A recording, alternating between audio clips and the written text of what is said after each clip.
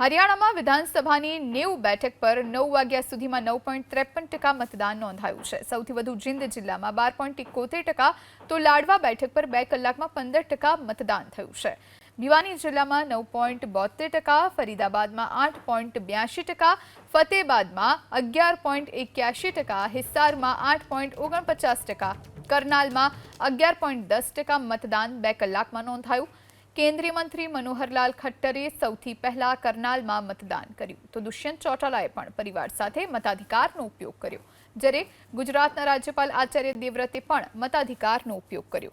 Paris ઓલિમ્પિકમાં 2 medal જીતનાર ખેલાડી મનુ ભાકરે પણ મતાધિકારનો ઉપયોગ કર્યો। આ તરફ પ્રધાનમંત્રી નરેન્દ્ર મોદીએ સોશિયલ મીડિયા પ્લેટફોર્મ એક્સ પર પોસ્ટ કરી અને કહ્યું कि हरियाणा विधानसभा चूंटणी माटे आज मतदान है। हूँ तमाम मतदारों ने लोकशाही पवित्र तहेवारनो भाग बनवा माटे अपील करूं छूं। जो मंच पर होते हैं और उनके सामने महिलाओं के साथ ऐसा व्यवहार हो तो आपकी पार्टी में फिर सवाल उठेगा? नहीं, पार्टी पर सवाल की बात नहीं है। ये इस तरह के लोग तो कहीं भी हो सकते हैं, जहां भी हो, चाहे हमारी पार्टी में हो या कहीं भी हो, तो उनके खिलाफ तो एक्शन होना चाहिए, बिल्कुल होना चाहिए। लेकिन क्या दीपेंद्र हुड्डा जी इस बात की तफ्सीस करेंगे कि उनकी मौजूदगी? देखो, मैं उन पर क्यों जाऊं, मुझे मालूम नहीं है कि क्या उन्होंने इस चीज़ को देखा नहीं देखा या क्या हुआ, उनको नहीं। मैं तो ये कह रही हूँ कि जहाँ भी हुआ और चाहे हमारी पार्टी में हुआ, और कैसे ये ऐसा माहौल बन रहा है, किसी की हिम्मत कैसे हुई कि इस तरह से वो कर सके, तो ये देखने वाली बातें हैं और पार्टी के अंदर भी देखने वाली बातें हैं। वोटिंग परसेंटेज को आप कैसे देखती हैं? ये जो वोट परसेंट अब तक का है, ये कहां तक जाएगा? और कांग्रेस हाई वोटिंग होगी और कांग्रेस के पक्ष में होगा। पूरे प्रदेश में एक अच्छा माहौल है कांग्रेस के प्रति, और राहुल जी ने जब से यात्रा की, एक बहुत बढ़िया माहौल बना। और भाजपा की जो कुशासन रहा, मैं तो कहूँगी 10 साल का, आज लोग चाहते हैं कि उससे छुटकारा मिले और हमारी सरकार बने। एक सवाल अगर मैम और आप लें, आजकल हर प्रदेश में ये मांग होता है कि महिलाओं को मौका मिले मुख्यमंत्री की कुर्सी तक। ये एक पॉलिटिकल क्वेश्चन नहीं है, ये महिलाओं के बीच से ये साउंड आती है। हाँ, ये एस्पिरेशन है, एक उम्मीद है, इच्छा है लोगों की और महिलाओं की, और मैं तो समझती हूँ पूरे समाज की, सब तरफ की। हम इतना दूर आए हैं और मेहनत कर रहे हैं, तो महिलाओं को हर क्षेत्र में, चाहे राजनीति है या किसी भी क्षेत्र में, महिलाओं को आगे आने का आज एक माहौल देश में जो शुरू हुआ।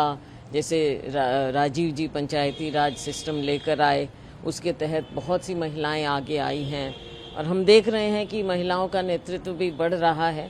तो इच्छा होती है।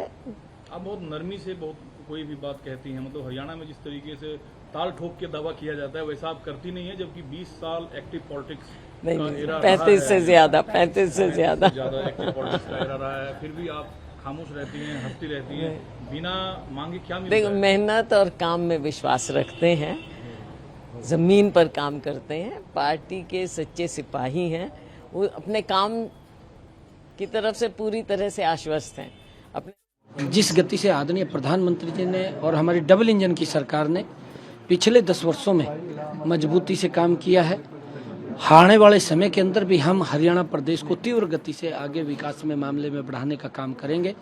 मैं हरियाणा प्रदेश के लोगों से कहना चाहूँगा कि आप इस राष्ट्र की मजबूती के लिए, प्रदेश की मजबूती के लिए आप खुल करके मतदान करें, और विकास की गारंटी मोदी की और हमारी गारंटी है, कांग्रेस की कोई गारंटी नहीं है। मैंने तो अपनी एक ऑफर दी हुई है कि कोई भी आता है उसके लिए यानी द्वार खुला है। और भाई, जहाँ तक अशोक तंवर का विषय है, अब ये आयाराम गयाराम की जो लोकोक्ति है वो उन्होंने हालांकि बहुत समय से रुकी हुई थी, उन्होंने इसको फिर उजागर किया है।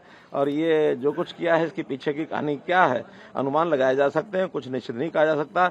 दोपहर को 12:30 बजे भारतीय जनता पार्टी की सभा में संबोधित कर रहे हैं, और 1:30 बजे 1:45 बजे जाके मंच पर चढ़ जाते हैं। कांग्रेस की जरूर कुछ ना कुछ खिचड़ी पकी है। भाजपा की सरकार निश्चित तौर पे बनेगी, और आप देखिएगा, ये जो है, चाहे कोई कुछ भी कहे, केंद्र के अंदर तीसरी बार जो है भाजपा ने अपने दम पर सरकार बनाई है, और उसी तरह से जो केंद्र में जो कुछ होता है उसका जो है प्रभाव हरियाणा पे हमेशा पड़ता है, क्योंकि लोगों को मालूम है, यहाँ के लोग बहुत जागरूक हैं, उन्हें मालूम है कि केंद्र की जो हैं, जो नीतियाँ हैं और जो सारा काम है, वो यहाँ पर अगर सरकार उसकी हुई तो वो भी हरियाणा के अंदर आने में आसान होती हैं।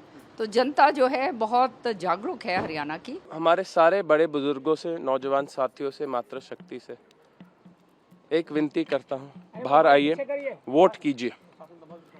वोट 5 साल में एक बार आता है आपका, लेकिन ये सबसे महत्वपूर्ण चीज़ होती है हमारे लोकतंत्र में जो हम कर सकते।